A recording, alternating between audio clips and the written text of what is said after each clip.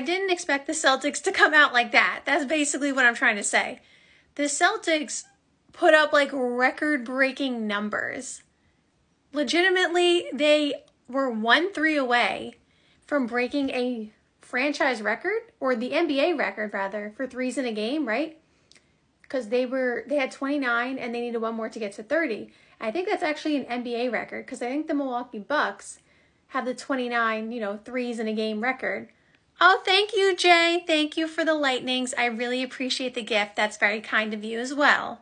Thank you. So the Celtics were 1-3 away from literally an NBA record of making threes. Miles McBride, let's talk about him quickly, because he came out firing. And I don't know if I made a video talking about my 6 Man of the Year predictions. Actually, no, wait. I did make a video recently saying I think Miles McBride can and might be the favorite to win 6 Man of the Year. And he's definitely not the favorite on any board that I've seen.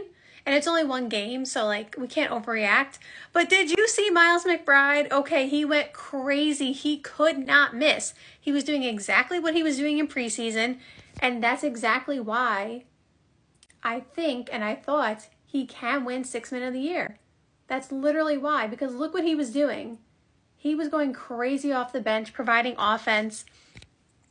And so I do think that he will continue that throughout the season.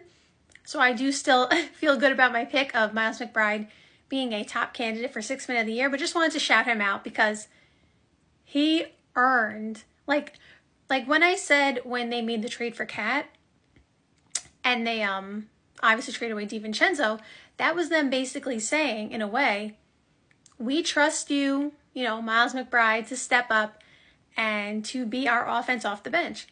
And he stepped up, so shout out to him. So I was pleasantly surprised at how well the Lakers played. Because, we know what, LeBron and Anthony Davis can do. Although Anthony Davis also pleasantly surprised me because he was so dominant throughout that game. Super dominant. I was pleasantly surprised at how well and how intense they were playing defense and how together they looked on the court.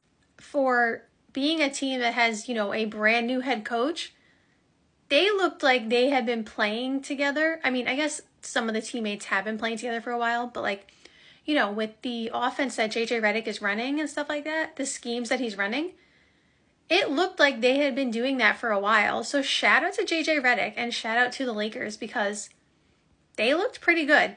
Now, I still don't think they're going to win the West or anything like that, right? I don't think they're going to win the West, but I will say they definitely looked better than I expected. And shout out to them. The Timberwolves, I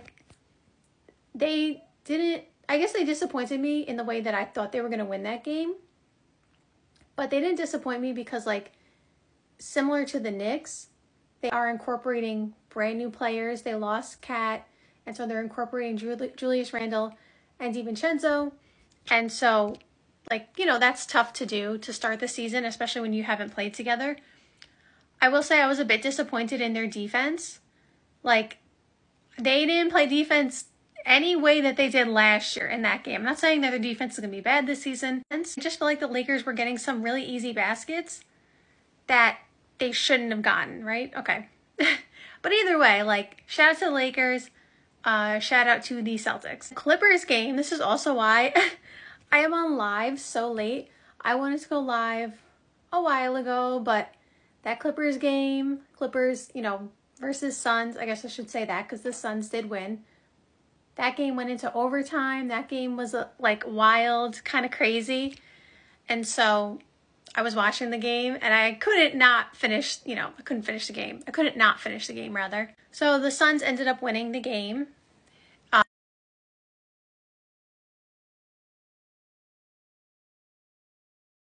James Harden had a chance to tie the game at the end of overtime, and he missed the second free throw. I don't have them making the playoffs in my predictions because they don't have Kawhi, and Kawhi's going to be out till we have no idea when.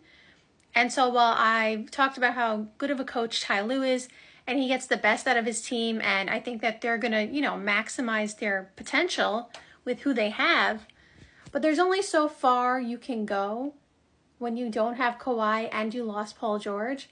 And so that's why I don't have them making the playoffs, because the West is just so loaded.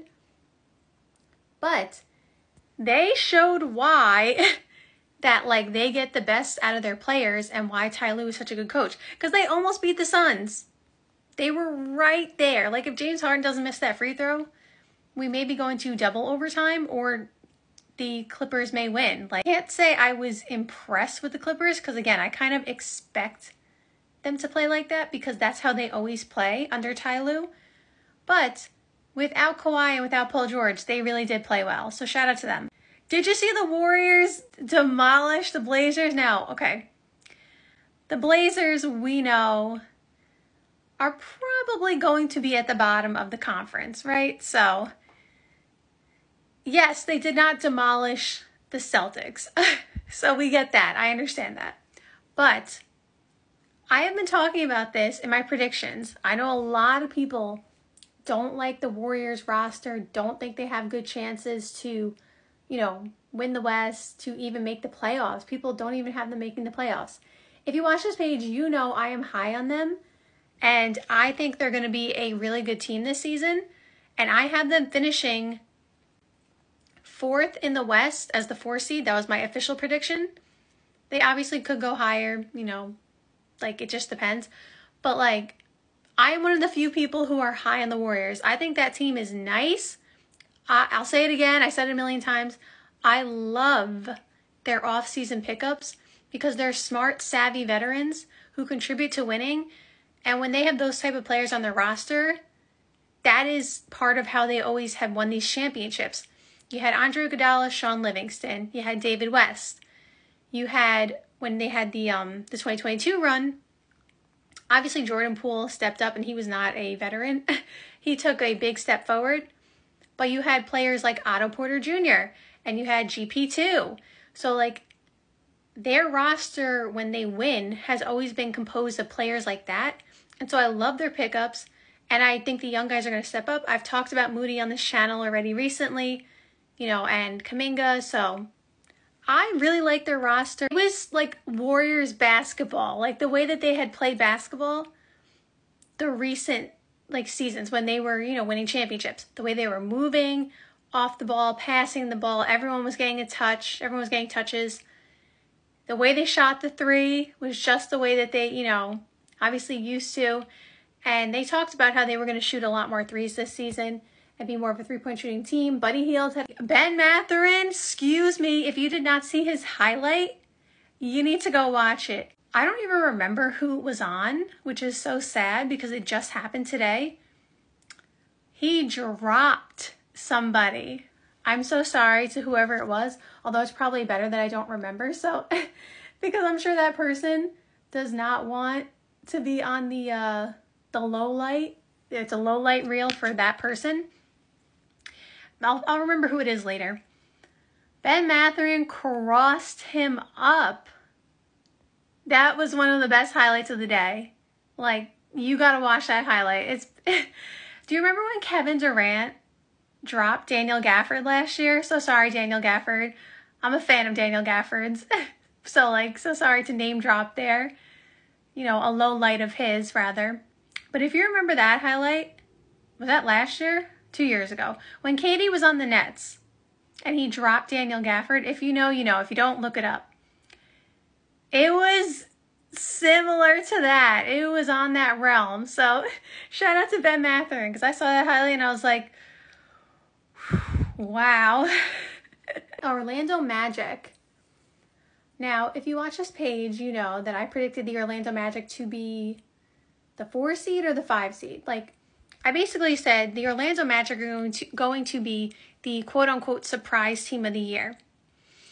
And when I say surprise, a couple of years ago, I was saying, before people were really, tuned into the Cavs, I was saying the Cavs are going to be really good. I just saw it coming. Not that I know everything, but I just saw it coming. And so I said, Cavs are going to be really good. They were. Same with the Pelicans. They were number 1 seed. I talked about this before. And then Zion got hurt. It's not my fault. A couple of seasons ago, they were that good as well. And I predicted it before the season. And that. So that is my prediction for the Orlando Magic this year. They are going to be that team that a lot of people, like they know about, but like they're not really watching in a way. I think you should be watching the Orlando Magic. I think they're going to be really, really good this season. Love the pickup of KCP. They beat the Heat tonight by a wide margin. They played very well. I don't know what Paolo ended up with, but I believe at halftime, Paolo had like 18 and 8. So shout out to Paolo. And so I just think that team's going to be really nice. Like, I really think you should, watch that team. If you're not watching the Orlando Magic, watch that team.